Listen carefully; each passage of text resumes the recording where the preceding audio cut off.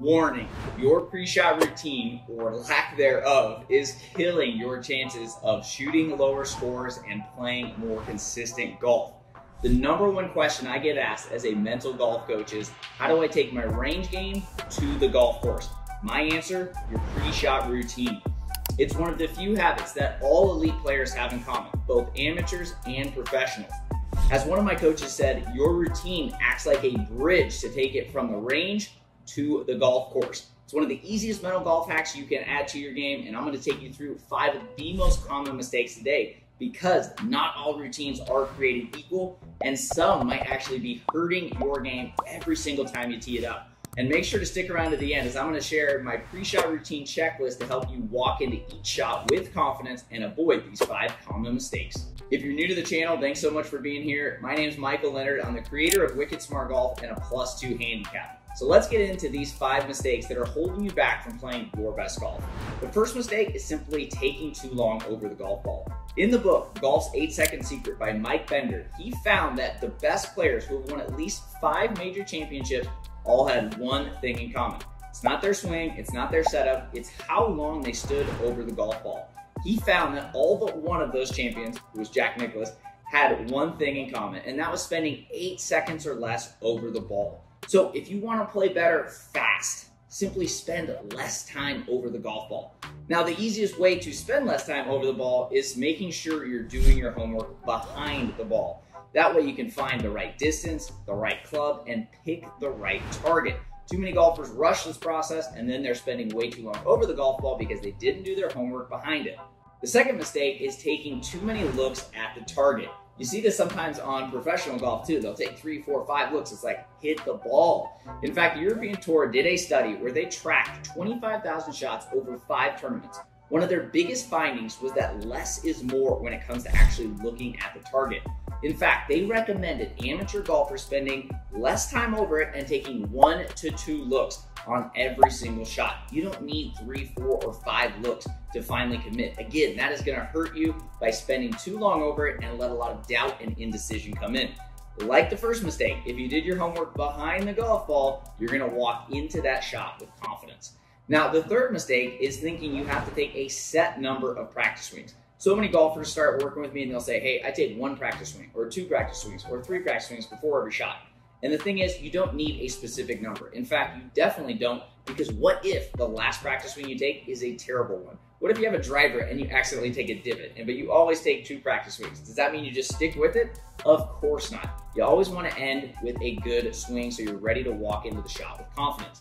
So take 1 or 2. Once you hit a good one or have a good feel, a good rehearsal swing, then it's time to walk into the shot with confidence. Don't get caught in the trap of thinking that you need a set number of swings.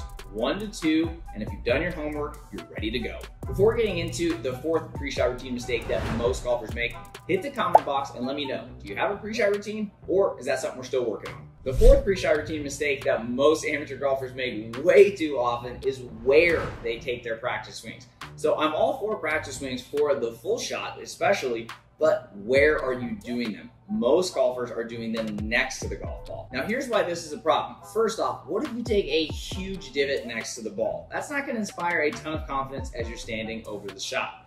Second, it makes it really hard to separate thinking versus playing. Now this concept has been talked about a lot by Pia and Lynn of Vision 54, and I also had Dr. Rick Sessinghouse on my podcast, Wicked Smart Golf, talking about this as well. Now basically, when you're doing your rehearsal swings behind the golf ball, it gives you a better ability to visualize the shot. And again, this is time where you want to be thinking about your shot, your target, the swing you're going to need to make. Tiger's a great example of this. Behind the golf ball, he is getting very clear. He's actually trying to train his body right there for the specific shot. So if he's trying to hit a big cut, he's trying to rehearse that. He's visualizing that shot safe.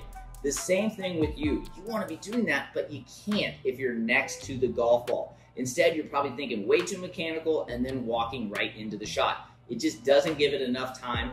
And I really like to think about this as kind of the handoff. So behind the ball, you want to have conscious mind thinking. This is when you're thinking about the target, the shot, where you want the ball to go.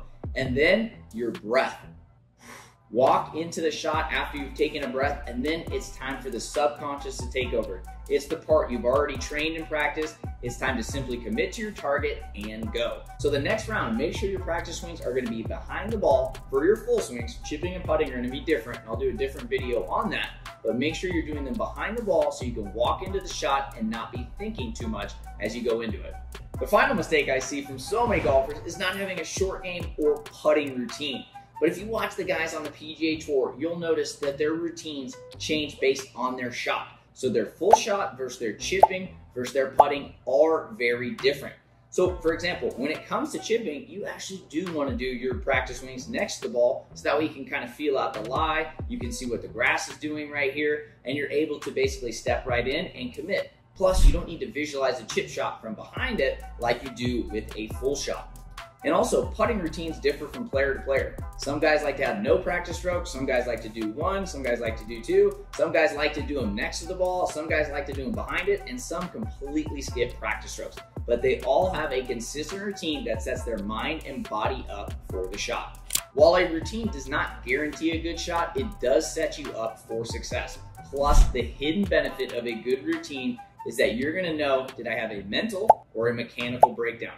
So if you go through your routine and you pick the target and you pick the shot and you feel good about it, but then you still don't make a good swing and you hit a big slice or you hit a big pull, you know it's a mechanical breakdown and not a mental one. To start developing a routine so you can play consistently, make sure to download my free pre-shot routine checklist by clicking the link down in the description or going to this URL so you can download it and start creating a routine so you walk into every shot with confidence. Also, if you want to learn more about routines, make sure to click the videos here.